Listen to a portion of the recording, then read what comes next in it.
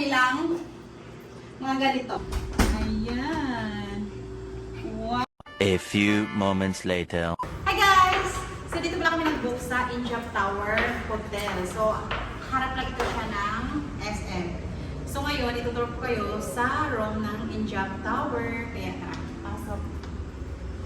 Okay, so sa pagpasok mo, nandito na kaagad yung, ano ba to? Nandito na yung lagay ng mga hangeran yan, nakalagay na yung mga bag namin. Tsaka sa ilalim yung mga sapatos. Ano ba to? Ano ba to? Okay, tapos ito yung isa.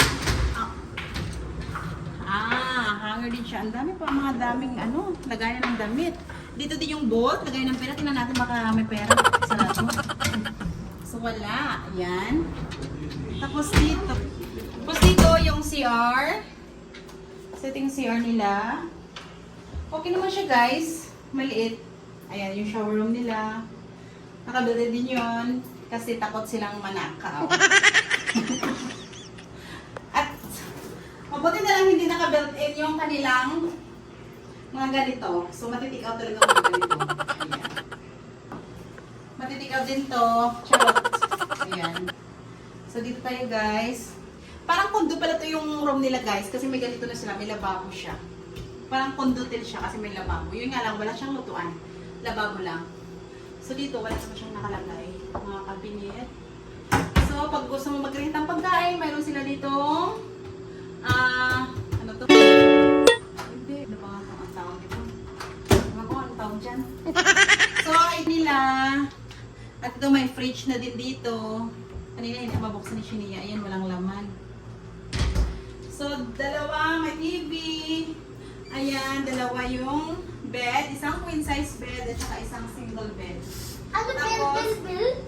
Ito yung pinakagusto ko guys, view! What a view! Ayan. Wow! So ano pa ito siya guys? Nandito kami sa 15th floor. Ang taas. Nandito kami sa pinakatuktok. Hi guys! So di ba ang ganda? Kitang-kita lahat ang buong Iloilo City.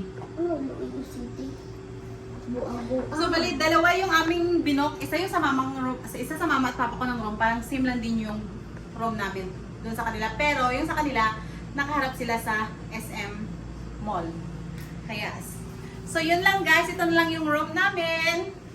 Okay naman yung room ng Injap Tower kasi sobrang napaka-affordable naman. Sobrang presyo niya dito sa room nila. Kaya, so yun lang. Bye-bye.